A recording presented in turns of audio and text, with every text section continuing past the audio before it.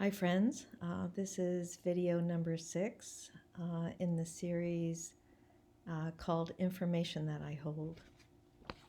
And apologies for the length of time between video number 5 and this one. I was back in New York dealing with family issues and the passing away of my brother. And yet the time in between these two videos, the last one and this one, it's interesting. You get this space and these dots get connected in an even clearer way than they might have if I just plowed forth and did one video after another talking about what happened and how I came to be holding this information for these teachers and these organizations. I also wanted to, before I get into some of the control aspects and the purpose of this video of getting answers that I needed from spirit guides, I wanted to make a few points. One is that I'm talking about what happened with this life. Although with regard to my family, there are 4 generations that have been affected by these teachers. Ultimately, you can say it goes lifetimes behind and lifetimes ahead, but generally, the direct effect of this particular information being held has affected 4 generations of my family. But these videos are referring only to the control that occurred in this life. Another thing I wanted to mention before I go on to this video is that I had started a website with the domain name of Integrity and Truth, and that is currently under construction. There had been some subtle sabotaging happening with regard to keeping text on there that, was standard placement holder text for way too long, and also putting statements on there that were not true, such as I started an organization that was thriving for 30 years.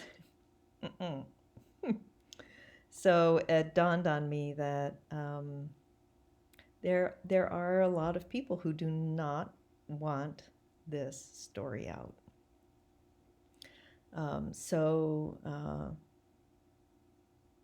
Just a heads up, that site is under construction. That stuff is still on there. So in case there's this feeling that there's some discredit around my story due to that, know that that will be changed shortly, as I'm going to be teaching myself WordPress next month. So with those two things, I was realizing over this longer span of time just the amount of control that had occurred, inner and outer, over this life in this past 10 years. And when I was in the home on the west side of Santa Cruz, there were teachers sent to be with me. There was a long-standing attendant of the teachers sent to rent the garage apartment that my father used to live in. And there were men sent to be with me, most likely as part of a job with this organization to keep tabs on me. So that was occurring in the house before I sold that place. And that attendant actually threatened me with a lawsuit when I mentioned giving him ample and legal length of time to find another place. He threatened me with a lawsuit to keep further control over my staying there. I'm positive that that place, the following place, and the place after that were all surveilled. So those are some indications of outer control. The place I moved to after I sold that house, and what had been called by the partner of my family, who is still with this organization, partner of my father, sorry, who's still with this organization, she called it the compression years. I think I mentioned that in a prior video. And that's where they had placed that sycophant, to use energy healers terms, where there's the beginning of an internal control, allowing them to see your thoughts, see through your eyes, and hear with your ears. And an additional man with whom there was not intimacy, but who had been sent also to keep tabs on me as part of a job as well. And then there was the third place that I moved to after that, where, and by this time, I felt completely powerless against all of this stuff. Powerless as well as supplicant to a certain extent, just because of the nature of my own temperament of being fairly devotional and loyal. It was almost a resignation to this amount of control.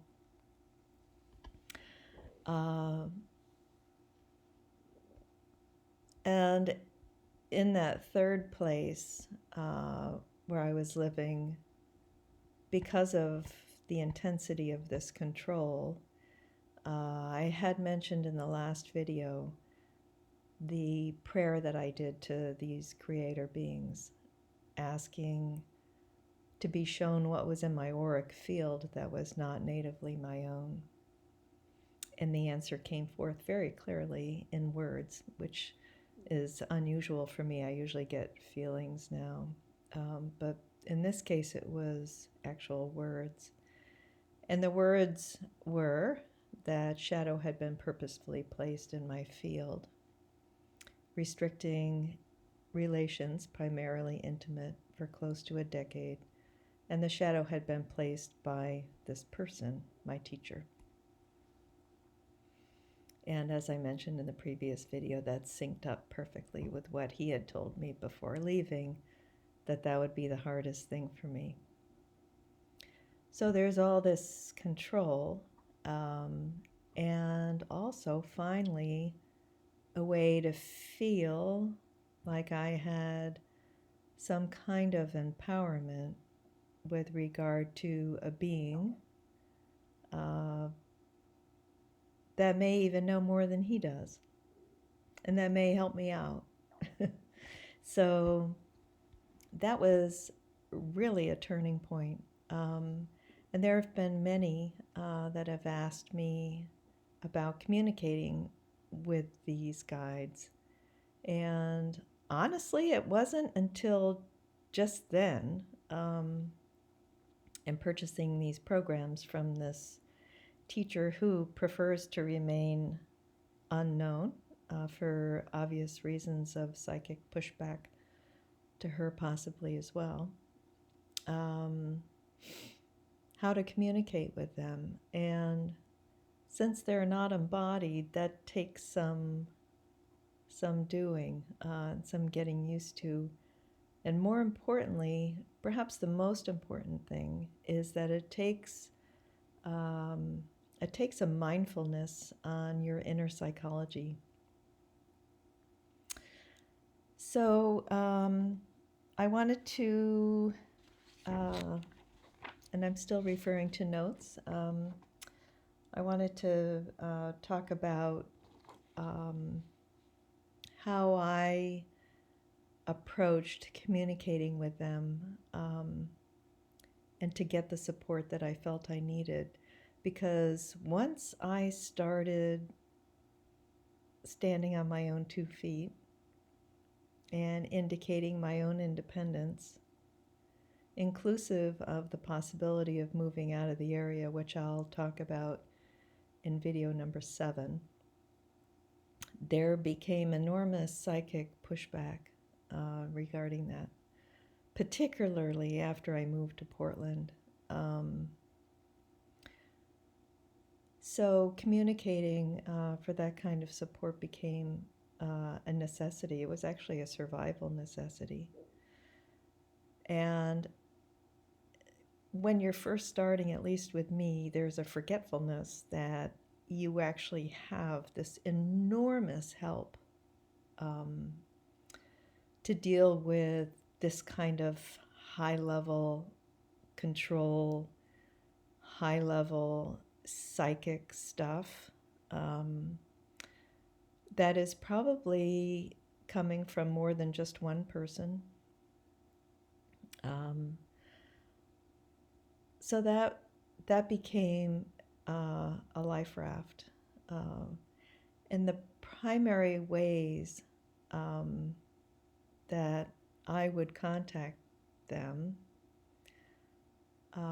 for me, and it's different for everybody, but for me it was a combination of intent, and as you all know by now, the intent was fairly focused and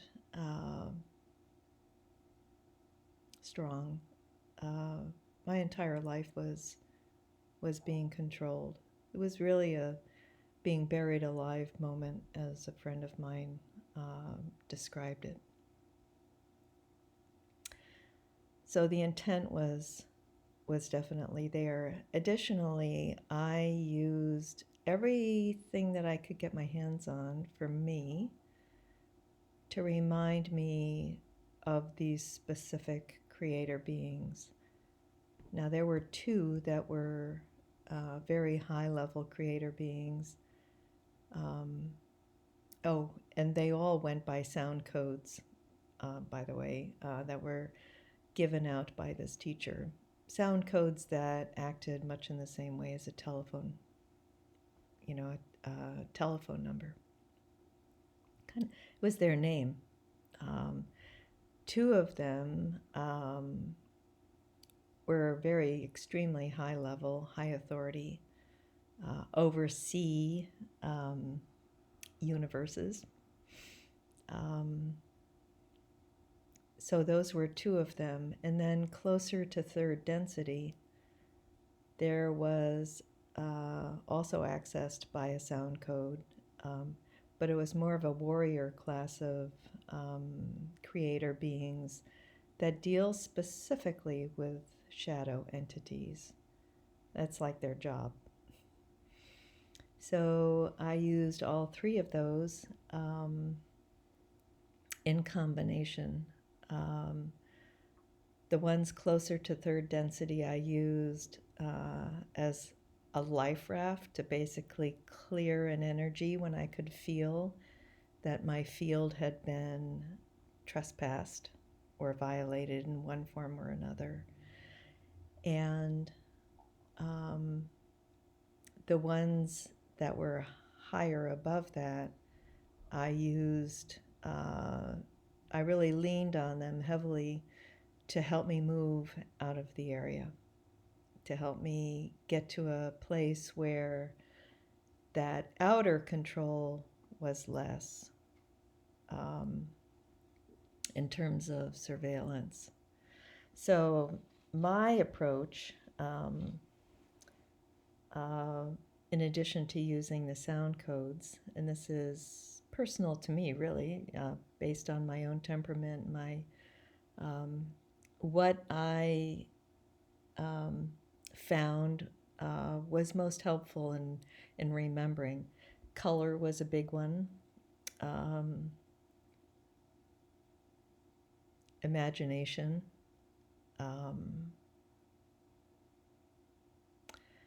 and feelings of crystal kingdom.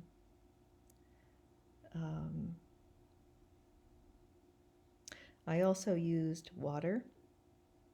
One of those friends was a swimmer, and I actually swam pretty much every day. And water carries an amazing frequency. It holds an amazing frequency, I'll say that. And when I would go swimming, I would listen to these programs and then hop in the water and address these creator beings with either clearing my field or envisioning a place to move to that would help me get out of that area.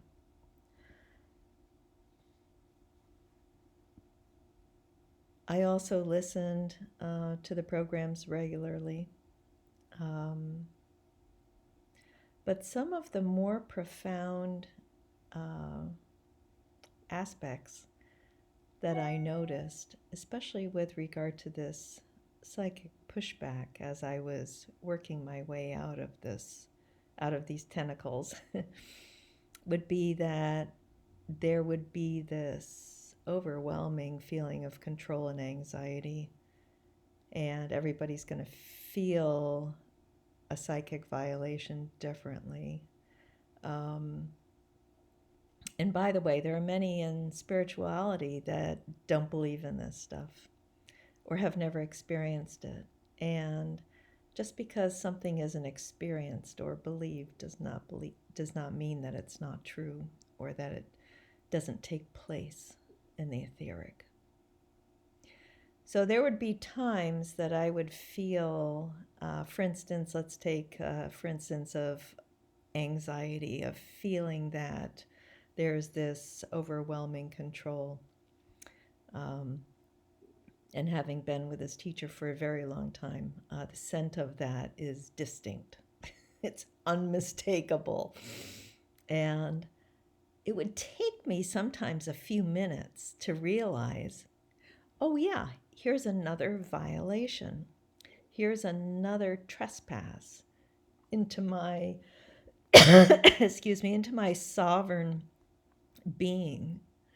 And I remember once in the place right before I left Santa Cruz, I was standing outside in the garden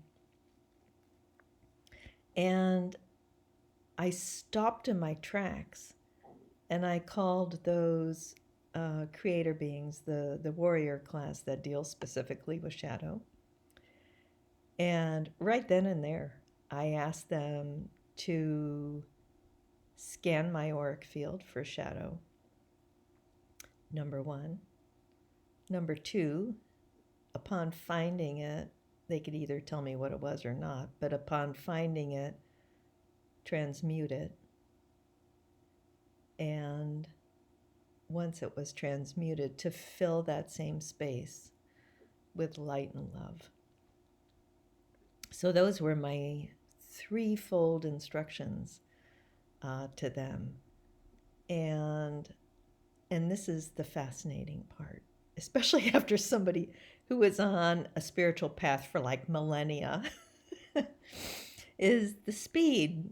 It's, so I'm standing out there, notice this violation, call in these creator beings whose time in this, the time it takes for them to scan is actually longer than the time it takes for them to actually transmute that shadow.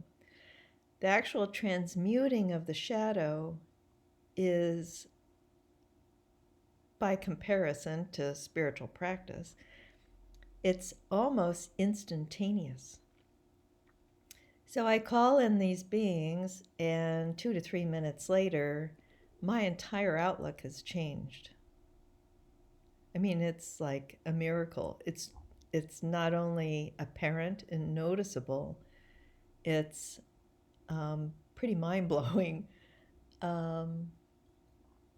And that kind of example happened over and over. And once that happens a number of times,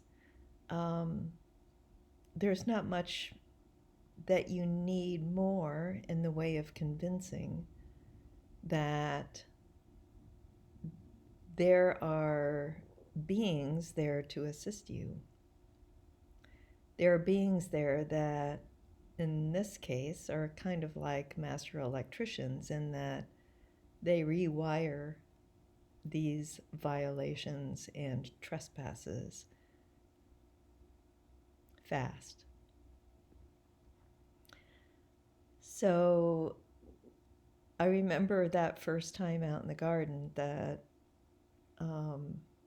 and the intention was, clear, as was my instruction.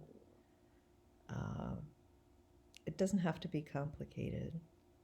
And indeed it wasn't. In fact, anything complicated, at least as far as I'm concerned, is not something that I typically go into. So this is simple stuff. And so those were my primary ways of accessing them and of finally putting me on a track to moving out of this area. Now, moving out of the area, I was relying on the higher level creator beings, as well as my own imagination of what kind of place I wanted to live in. My funds were going down rapidly, but I also didn't want to put myself in a position where I was getting myself into a place that would be unworkable, that would be depressing, or whatever. It was necessary that, given the state of my nervous system after being controlled for so many years, it was absolutely necessary that I dredge out every ounce of self-love I could. And in the words of one of the first Facebook friends I ever met in Hawaii, and this is before all of this stuff was known to me, she looked at me in my eyes and said, "You would have never made it this far were it not for a significant amount of self-love." Bingo. And that was so spot on and so appreciated to hear that statement, that I actually relied on that. Not only a statement, but it was advice. And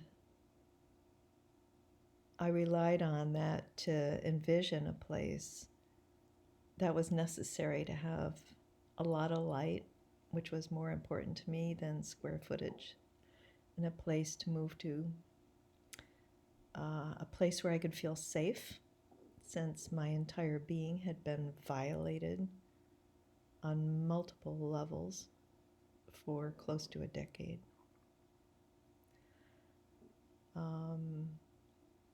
That feeling of unsafety and the growing feeling of PTSD, seriously, I'd never experienced that before until now.